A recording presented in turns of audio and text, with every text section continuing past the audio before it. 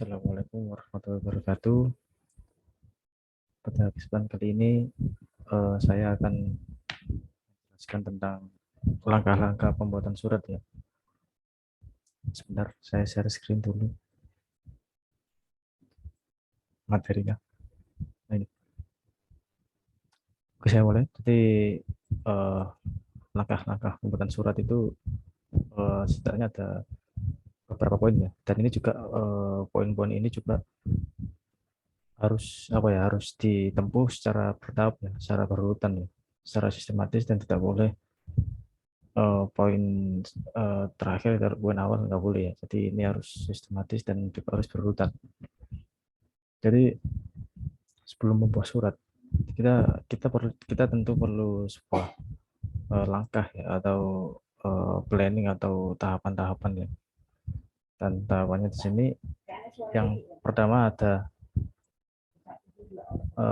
pengonsepan surat. Jadi pada pengonsepan surat ini itu kita sebagai pembuat surat ya atau sekretaris itu melakukan perencanaan atau menyusun gambaran kasar. Jadi bisa ditulis eh, di kertas semacam ini, misalnya kayak berisi konsepan-konsepan yang nantinya akan ditujukan ke pihak instansi atau eh, tujuan surat kita gitu. Jadi kita perlu adanya konsep dasar apa saja yang harus di apa aja yang harus ada di surat ini yang nantinya akan disebarkan. Terus apa aja yang perlu digarisbawahi. Jadi ini berisikan tentang hal-hal apa aja yang nantinya perlu kita masukkan ke dalam surat kita gitu. Dan ini juga konsepnya ini juga bisa sebenarnya gambaran kasarnya ini bisa ditulis tangan sebenarnya. Jadi kita buat draft apa kayak kertas kosong itu terus kita coret-coret gitu kepada apa ketua yang terhormat, terus isi surat, terus bagian isi, bagian salam pembuka, salam penutup itu bisa dirancang dengan menggunakan tulis tangan ya dalam uh, pengonsepan surat ini. Dan ini biasanya dapat dilakukan oleh sekretaris ya atau pimpinan. Jadi pada tahap pengonsepan surat ini kan masih tahap konsep ya, belum belum belum mengetik, belum mengerjakan, belum menulis, masih mengonsep. Itu bisa dilakukan oleh sekretaris sebagai perancang atau pimpinan sebagai masuk apa sebagai apa subjek yang memberikan masukan. Itu bisa dilakukan oleh pimpinan atau atasan. Jadi gimana kemudian pimpinan memberi masukan kepada sekretaris ataupun sekretaris yang meminta masukan dari pimpinan itu bisa. Jadi pada dasarnya pengawasan surat ini pada tahap awal ini berisi tentang perencanaan ya, planning awal ya, dan gambaran kasar seperti itu. Terus masuk ke persetujuan atasan atau pimpinan. Jadi setelah pengonsepan itu selesai, kita sudah punya draft kotornya, kita sudah punya data apa saja yang akan dimasukkan ke surat nantinya. Jadi nanti kita akan mengajukan konsep draft kotor ini ke pimpinan. Jadi kita nanti stop, Pak, saya sudah konsep surat seperti ini dengan masukan Bapak seperti ini. Ini draft kotornya seperti ini. Nanti kurang lebih nanti isinya seperti ini dan begini. Ini nanti diajukan ke pimpinan. Dan dalam tahapan ini itu diskusi itu sangat perlu ya, maksudnya pasti ada diskusi ya terkait oh ini bagian ini mending di konsep begini aja, oh bagian yang salah itu mending di konsep begini aja, nanti oh gini gini gini, jadi nanti ada proses interaksi, ada proses diskusi antara pimpinan dan perancang surat. Setelah diskusi selesai ya, ini diskusi selesai, jadi setelah tahap-tahap diskusi selesai, perencanaan tentang apa ya kayak pembahasan mengenai draft voter itu selesai, itu sudah masuk pada tahap persetujuan oleh pimpinan. Jadi ketika diskusi selesai, oh iya nanti konsepnya seperti ini ya Pak, iya nanti konsepnya seperti itu, dan nanti sekretaris atau perancang surat itu eh, menerima apa kayak legitimasi dari pimpinan tentang gambaran surat itu nanti ke depannya. Jadi nanti pimpinan nanti mengarahkan ya, maksudnya nanti setelah hasil diskusi tadi nanti akan menjadikan bahan untuk perancang atau sekretaris ya dalam membuat surat ke depan. Jadi gitu. Jadi pada poin jadi tetapi nanti lebih pada diskusi dulu ya sebelum melakukan persetujuan.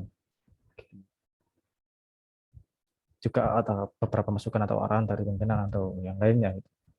Terus terus masuk ke tahap berikutnya. Nah, ini tahap pengetikan surat oleh perancang atau sekretaris.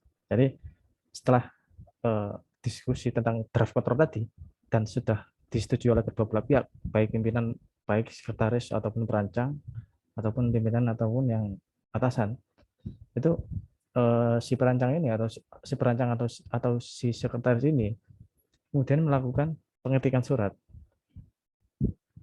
Ya, jadi eh, yang diketik itu adalah hasil diskusi tadi. Jadi terkait konsepan nomor misalkan kan, nomor surat, terus lampirannya, terus hal apa yang disampaikan, terus kepada siapa, terus di mana, terus meliputi salam pembuka yang bagaimana, terus isi suratnya nanti hari apa, tempatnya di mana ya kan ya, waktunya kapan, terus salam penutup, terus juga ini apa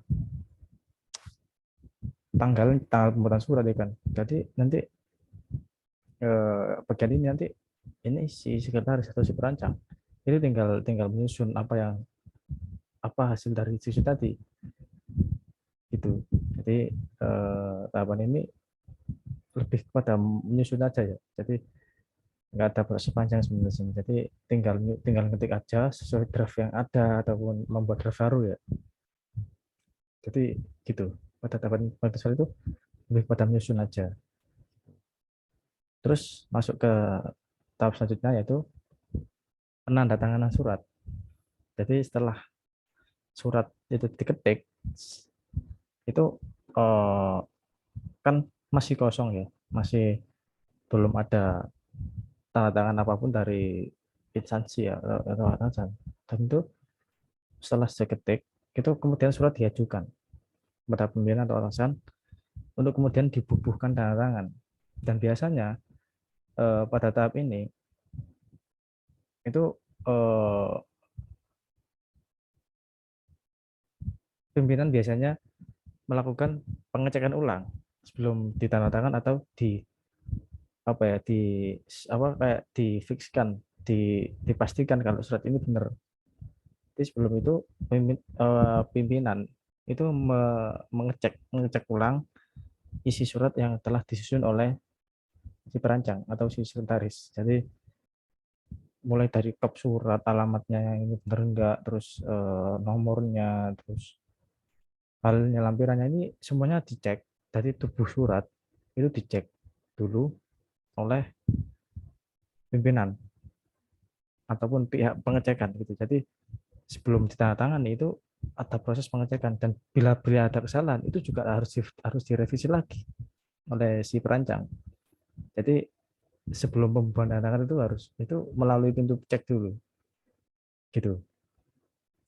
Kalau misalkan nanti udah misalkan suratnya udah benar-benar apa benar fix dan benar itu ya benar dan sudah memenuhi kaidah-kaidah instansi itu baru nanti dibutuhkan tanda tangan oleh pimpinan atasan atau yang mewakili biasanya gitu.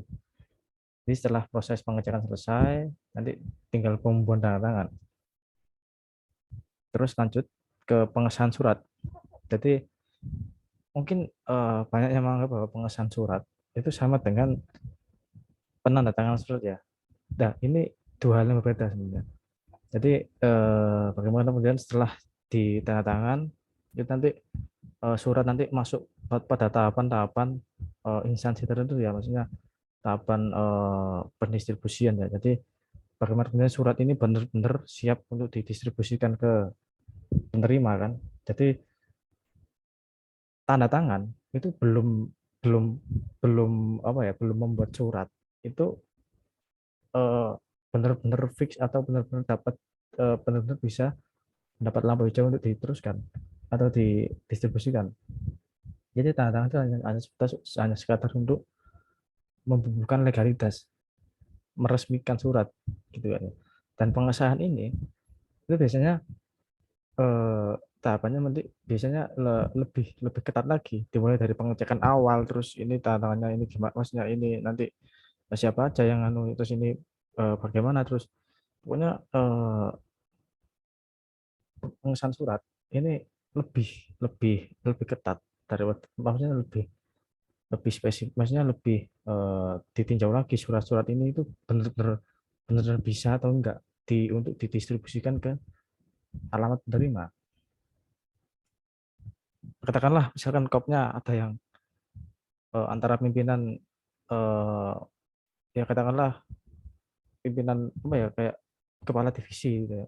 Kepala divisi ini terus mengajukan surat pada atasan yang mengikuti seluruh divisi, itu pasti ada apa ya, ada kesalahan sistematika penulisan mungkin, terus ada kesalahan ini mungkin ini dibenahi dalam pengesahan surat. Jadi sebelum surat apa sebelum surat itu benar disahkan, itu harus itu juga melalui pintu tahapan seperti yang nyata tadi.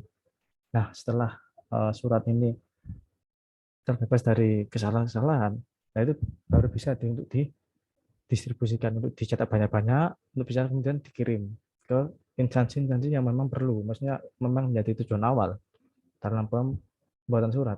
Jadi eh, setelah surat mengalami pengesahan, oh ya, misalkan gini, ketua divisi nanti mengajukan, Pak, ini suratnya begini, bagaimana? Apakah ada yang perlu apakah ada yang perlu direvisi lagi? Nanti ketuanya nanti bilang, oh udah, ini udah bener, kamu cetak banyak, terus segera distribusikan. Nah itu adalah gambaran pengesahan seperti itu. Jadi bagaimana kemudian ada pengecekan ulang sebelum didistribusikan, karena surat berbicara tentang surat resmi ya, terutamanya itu sangat sakral, sangat sakral. Misalkan kalau ada kesalahan, apalagi instansinya bernama, jadi benar-benar pengecekannya itu benar-benar melalui beberapa pintu ya, pintu yang sangat ketat, biar nggak ada kesalahan yang atau revisi ya. Terus setelah surat sudah clear, udah aman, udah bersih, udah siap untuk didistribusikan, baru kemudian dikemas, ya kan ya, dicetak banyak-banyak, dicetak enggak sih, dicetak seperlunya untuk sesuai dengan kadar penerima surat atau tujuan surat tadi, dicetak secukupnya itu, terus baru kemudian dikemas, terus didistribusikan atau dikirim ke tujuan alamat penerima gitu. Jadi eh, mungkin itu langkah-langkah untuk membuat surat ya. Jadi dimulai dari pengonsepan ya. Jadi bagaimana surat itu belum belum belum jadi ya, masih masih konsep awal, masih